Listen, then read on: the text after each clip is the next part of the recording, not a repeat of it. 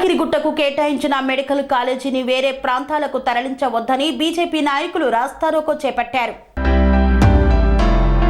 యాదగిరిగుట్టకు కేటాయించిన మెడికల్ కాలేజీని వేరే ప్రాంతానికి తరలించవద్దని బీజేపీ యువ మోర్చా ఆధ్వర్యంలో భువనగిరిలో రాస్తారోకో నిర్వహించారు.